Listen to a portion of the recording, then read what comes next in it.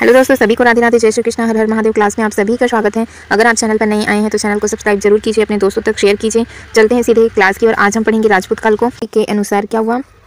उनका कहना था कि अग्निकुंड से किनका प्रतिहार, परमार, प्रतिहार और किसका परमार, ठीक है, प्रतिहार, परमार और चालुक्य और चौहान राजपूतों की क्या हुई है, उत्पत्ति हुई है, ठीक है। राशो ग्रंथ को किसने लिखा, तो वेद चंद्र बरदाई ने लिखा था। उनका कहना था कि अग्निकुंड से किनका प्रतिहार, परमार, चालुक्य और चौहान, प्रतिहार, परमार और चालुक्य, इनका उदय कैसे हुआ, तो अग्निकुंड के यज्ञ से हुआ। ये किसने कहा है, तो चंद्र बरदाई ने कहा है। चंद्र बरदाई के प्रसिद्ध ग्रंथ एक है जिनका नाम क्या है, पृथ्वीराज राशो, ठीक है। पृथ्वीराज राशो के ग्रंथ के लेखक पूछा जाए किसने लिखा, तो आप क्या कहेंगे, चंद्र बरदाई ने इसको लिखा था, ठीक है। अब देखते हैं त्रिपक्षीय सिद्धांत हुआ था। कन्नौज पर अधिकार करने के लिए त्रिपक्षीय संघर्ष हुआ था, जिनमें कौन कौन से वंश थे, प्रतिहार थे, राष्ट्रकूट थे और पाल थे, ठीक है। पाल थे और कौन थे, राष्ट्रकूट थे।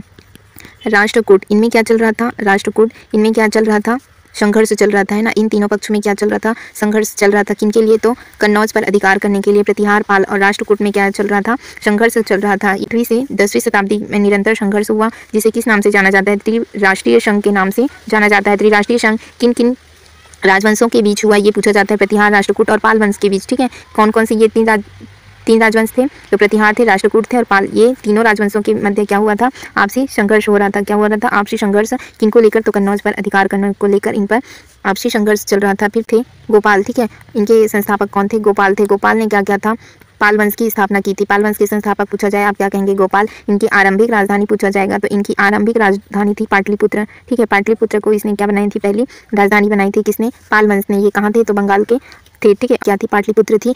इनमें पाल वंश में एक प्रतापी राजा हुआ था, धर्मपाल ने क्या किया, तो इसने विक्रमशिला विश्वविद्यालय बनाया था, ठीक है। विक्रमशिला विश्वविद्यालय किसने बनाया था, विक्रमशिला विश्वविद्यालय किसने बनाया था, तो धर्मपाल ने बनाया था, ठीक है। विक्रमशिला यूनिवर्सिटी की स्थापना किसने की, धर्मपाल ने की। ये कौन से वंश के थे, तो ये पाल वंश के, ठीक है। ये पाल वंश से थे। और क्या थे, ये विश्वविद्यालय कहाँ थे, तो बिहार में थे। आज आपको कहाँ मिलेंगे, ये बिहार में मिलेगा, ठीक।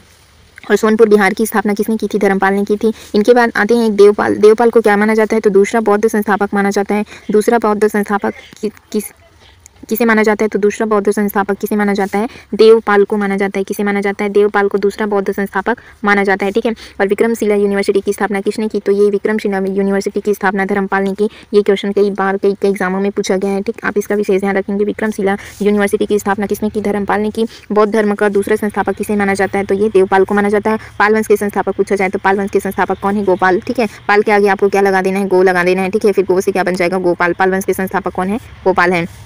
फिर आता है सेन वंश। सेन वंश के संस्थापक सामंत सेन थे, ठीक है। अंतिम शासक कौन थे, लक्ष्मण सेन को माना जाता है। इनके दरबार में कौन थे, गीत गोविंद। गीत गोविंद के रचनाकार कौन थे, गीत गोविंद को किसने लिखा, ये पूछा जाएगा, गीत गोविंद, ठीक है। इनकी रचना की थी, गीत गोविंद की रचना जयदेव ने, ठीक है। इसको किसने लिखा था, जयदेव ने। गीत गोविंद के रचयिता कौन थे, जयदेव थे।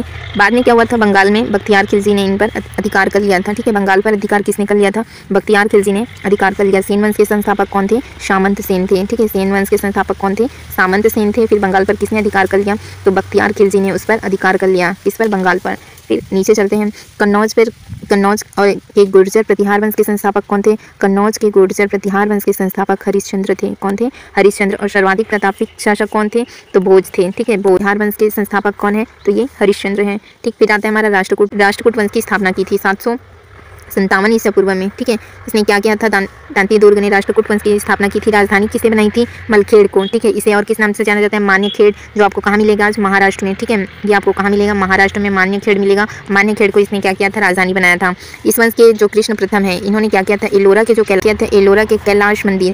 कैलाश मंदिर का निर्माण किसने कराया था, तो कृष्ण प्रथम ने कराया था। ये कृष्ण प्रथम कौन थे, राष्ट्रकूट वंश थे। इससे पहले हम एक और मंदिर देखे थे, इसका नाम क्या था, कैलाशनाथ मंदिर, ठीक है। वो हम पिछले क्लास में पढ़े हैं। उसको किसने बनाया था, तो नरसिंह वर्मन द्वितीय ने बनाया था। ये हम पिछली क्लास में पढ़े थे। और राष्ट्रकूट वंश आपको पूछा जाएगा, तो राष्ट्रकूट वंश है ना, कैलाश मंदिर जो एलोरा वाले कैलाश मंदिर है, उसको किसने बनाया, तो राष्ट्रकूट वंश के जो राजा थे कौन, कृष्ण प्रथम, ठीक है। कृष्ण प्रथम ने क्या किया था, कैलाश मंदिर का निर्माण किया था। कौन सा वाला, एलोरा वाला, ठीक है। एलोरा वाला जो कैलाश मंदिर है वो कृष्ण वन ने बनाया था। ये कृष्ण वन किस वंश के थे, राष्ट्रकूट वंश के थे। फिर आता है दिल्ली व अजमेर का चौहान वंश। चौहान वंश के संस्थापक कौन है, चौहान वन के संस्थापक है वसुदेव, ठीक है। चौहान वंश के संस्थापक कौन है, चौहान वंश के संस्थापक वसुदेव हैं। तोमर शासकों ने क्या किया था, तोमर शासकों से इन्होंने दिल्ली को छीना था और इस वंश का सर्वाधिक प्रतापी शासक कौन था? तो पृथ्वीराज तृतीय, या इसे क्या कहा जाता है? राय पिथौरा था। प्रतापी, इस वंश का सर्वाधिक प्रतापी राजा पूछा जाए तो पृथ्वीराज तृतीय या राय पिथौरा था। इनकी वीरता का वर्णन किसने लिखा है? तो चंद्रबरदाई ने अपनी ग्रंथ पृथ्वीराज राशों में लिखा। उसने क्या किया? तो गढ़वाल वंश के जो जयचंद की पुत्री है संयोगिता, उनका क्या कर लिया था? अपहरण करके उनसे राक्षस विवाह किया था। क्या किया था? राक्षस विवाह। ये मोस्ट इंपॉर्टेंट है। 1191 में क्या हुआ था? तराइन का पहला युद्ध हुआ था। और 1192 में क्या हुआ था? तराइन का दूसरा युद्ध हुआ था। ये पहला युद्ध, दूसरा युद्ध, ठीक, किनके बीच हुआ था? तो मोहम्मद गौरी और पृथ्वीराज चौहान के बीच हुआ था, जिसमें क्या हुआ था? मोहम्मद गौरी को परास्त कर दिया था। किसने? पृथ्वीराज चौहान ने मोहम्मद गौरी को परास्त किया। और तराइन के पहला युद्ध 1191 में हुआ, उसमें पृथ्वीराज की जीत हुई। और तराइन का दूसरा हुआ 1192 ईस्वी में, उसमें मोहम्मद गौरी से क्या हुआ था? वो परास्त हो गया था। ठीक, तराइन का दूसरा युद्ध हुआ जिसमें मोहम्मद गौरी से भी क्या हो गया? परास्त हो गया। और पहले युद्ध में मोहम्मद गौरी को परास्त किया था, और दूसरे युद्ध में क्या हुआ? मोहम्मद गौरी से परास्त हो गया, है ना, उनकी हार हो गई थी, पृथ्वीराज चौहान की हार हो गई थी।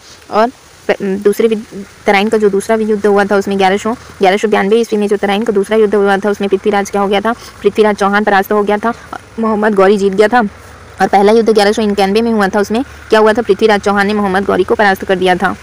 अब मालवा का जो परमार वंश है, उनके संस्थापक कौन है? तो इनके संस्थापक परमार वंश है, इनके संस्थापक कौन होते? कृष्णराज हैं। कौन है? कृष्णराज उपेंद्र। ठीक है, कृष्णराज उपेंद्र इनके संस्थापक हैं। राजा भोज क्या है? तो इस वंश के महानतम शासक हैं। राजा भोज कौन से वंश के? परमार वंश के महानतम शासक पूछा जाए तो कौन है? राजा भोज हैं। इनकी राजधानी क्या थी? थार। इनकी राजधानी क्या थी? धार नगरी थी। अनेक राजवंशों की रचना की थी भोजताल धार में सरस्वती मंदिर का एवं संस्कृत विश्वविद्यालय की स्थापना इसी ने कराई थी। ठीक है, सरस्वती मंदिर की स्थापना और संस्कृत महाविद्यालय की स्थापना किसने कराई थी? तो भोज ने कराई थी। किसने कराई थी? राजा भोज ने कराई थी। राजा भोज किस वंश के थे? परमार वंश के थे। ठीक, सरस्वती मंदिर भोजताल धार में, ठीक है, भोजताल धार में सरस्वती मंदिर एवं संस्कृत महाविद्यालय की स्थापना किसने कराई थी? तो इन्होंने ही कराई थी। फिर हमारा आता है संस्थापक कौन है? नन्नुक थे। राजधानी थी खजुराहो के जो अधिकांश मंदिर हैं धंग 950 से कितना? तो 1007 के शासन में बने। आला एवं जो उदल हैं, आला उदल के नाम आप सुने होंगे। इनके राज्य के ये क्या थे? वीर थे। आला उदल किस राजवंश के थे? तो ये चंदेल राजवंश में जो नन्नुक ने इनकी स्थापना की थी, खजुराहो, है ना, खजुराहो में। ये कहाँ के थे? तो ये यहीं के थे। कौन? आला और उदल। फिर हमारा आता है कलचुरी वंश। कलचुरी वंश के संस्थापक कौन है? इनके संस्थापक थे कोक्कल प्रथम। कलचुरी वंश के संस्थापक कौन है? कोक्कल प्रथम। जबलपुर के पास जो त्रिपुरी है, इनको राजधानी बनाई थी। कलचुरी की एक शाखा थी, इनकी राजधानी क्या थी? रतनपुर आपको छत्तीसगढ़ बिलासपुर में मिलेगा। ठीक है, बिलासपुर को इन्होंने क्या बनाई थी? बिलासपुर को क्या बनाई थी इन्होंने? राजधानी बनाई थी रतनपुर को। किसने? कलचुरी वंश ने। ठीक है, फिर हमारा आता है गुजरात के चालुक्य सोलंकी में इन्हीं के समय में आबू के में जो दिलवाड़ा के जैन मंदिर का निर्माण इन्हीं ने कराया था। जैन अनुयायी सोलंकी शासक कुमारपाल ने हरिश्चंद्र को क्या दिया था? हरिश्चंद्र को उन्होंने आश्रय दिया था। फिर आता है सिंध राज्य शासक थे दाहिर के समय 712 ईस्वी में मोहम्मद बिन कासिम अरब ने क्या किया था? अरब ने आक्रमण किया था। क्या हुआ? राजनीति की एक तो छिन्न भिन्न हो गई, छोटे छोटे राजपूत राज्यों का उदय हुआ। ठीक है, और चंद्रप्रदाय ने क्या किया कि अग्निकुंड से किनके राजवंशों का उदय हुआ? प्रतिहार, परमार और चालुक्य सोलंकी, जिनको सोलंकी कहा जाता है। चौहान राजपूतों की उत्पत्ति कैसे हुई? तो यज्ञ के अग्निकुंड से हुई। ऐसा किसने कहा? चंद्रप्रदाय ने कहा। चंद्रप्रदाय के एक प्रसिद्ध ग्रंथ है पृथ्वीराज रासो, जिनके रचयिता कौन है? चंद्रप्रदाय है। ये किनके समय थे? पृथ्वीराज चौहान के समय थे। त्रिपक्षीय संघर्ष हुआ किनके लिए? कन्नौज पर अधिकार करने के लिए। किन किन राजवंशों के बीच हुआ? तो उनमें थे प्रतिहार वंश, राष्ट्रकूट वंश और कौन थे? पाल वंश। प्रतिहार, पाल और राष्ट्रकूट, इनको क्या कहा जाता है? तो इन्होंने क्या किया? कन्नौज पर अधिकार करने के लिए संघर्ष किया। इसे त्रिपक्षीय संघर्ष के नाम से जाना जाता है। इसे त्रिराष्ट्रीय संघर्ष के नाम से जाना जाता है। इनका जो आपस में संघर्ष हुआ उनको त्रिराष्ट्रीय संघर्ष के नाम से जाना जाता है। प्रमुख राजवंश हमने देखे। सबसे पहले हमने देखा पाल वंश या सेन वंश के संस्थापक कौन थे? तो गोपाल थे। ठीक है, पाल और सेन वंश को देखते हैं। सेन वंश के संस्थापक सामंत थे और पाल वंश के संस्थापक कौन थे? गोपाल थे। आरंभिक राजधानी क्या थी? इनकी पाटलिपुत्र थी।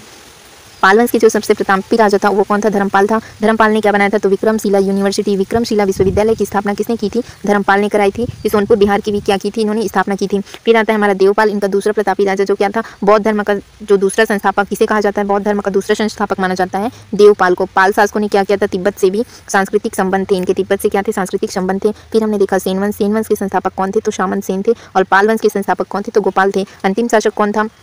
अंतिम शासक था लक्ष्मण सेन। ठीक है, सेन वंश के जो अंतिम शासक थे वे लक्ष्मण सेन थे। इन्हीं के दरबार में कौन? तो गीत गोविंद। ठीक है, गीत गोविंद की रचनाकार है जयदेव। गीत गोविंद की रचयिता कौन थे? जयदेव थे। बाद में बंगाल पर किसने अधिकार कर लिया था? तो बख्तियार खिलजी ने बंगाल पर क्या कर लिया था? अधिकार कर लिया था। कन्नौज के जो गुर्जर प्रतिहार थे, ठीक है, उनके संस्थापक कौन थे? तो गुर्जर प्रतिहार के संस्थापक कौन थे? हरिश्चंद्र थे। और सर्वाधिक प्रतापी शासक कौन थे? भोज कौन से शासक थे? प्रतिहार वंश के शासक थे मिहिर भोज।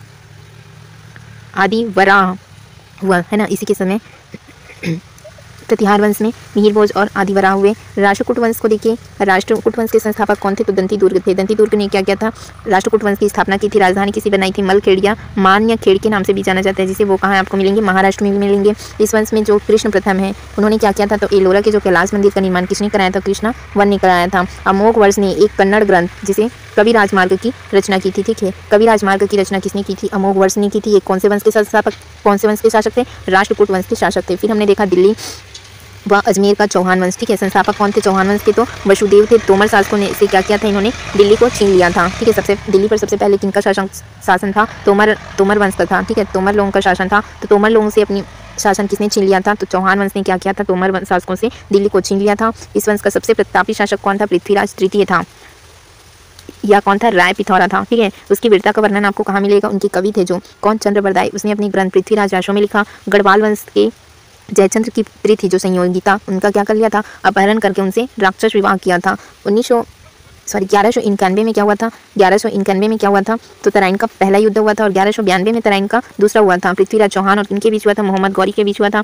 प्रथम युद्ध हुआ था, उसमें उसने क्या किया था? मोहम्मद गौरी को परास्त कर दिया था। और 1192 में जब तराइन का दूसरा युद्ध होता है तो वह मोहम्मद गौरी से क्या हो जाता है? परास्त हो जाता है। ठीक है, फिर आता है हमारा मालवा का परमार वंश। इसको हमने देखा संस्थापक थे कृष्णराज प्रथम, इनके संस्थापक थे कृष्णराज। ठीक, उपेंद्र राजा भोज इस वंश का क्या था? महानतम शासक था। कौन से वंश का? परमार वंश का। ठीक है, और ये परमार वंश कहाँ मिलेंगे आपको? मालवा में थे। ठीक है, इनकी राजधानी क्या थी? धार थी। धार नगरी थी। अनेक ग्रंथों की रचना की। भोजताल। ठीक है, इसने क्या बनाया था? भोजताल। धार में और क्या बनाया था? सरस्वती मंदिर का निर्माण एवं संस्कृत महाविद्यालय की स्थापना किसने की थी? तो भोज ने की थी। किसने की थी? भोज। कौन से वंश का शासक था? ये परमार वंश का शासक था। नेक्स्ट क्लास के लिए आप चैनल को सब्सक्राइब करके जरूर रखिए फ्रेंड्स। इसी तरह हम कंटिन्यू क्लास करते जाएंगे, आपके सारे कॉन्सेप्ट क्लियर होते जाएंगे। चैनल से आप जरूर जुड़े रहिए। इनके लिए आप चैनल को सब्सक्राइब कीजिए, नोटिफिकेशन का बेल आइकन जरूर प्रेस कीजिए। Thank you friends, thank you all.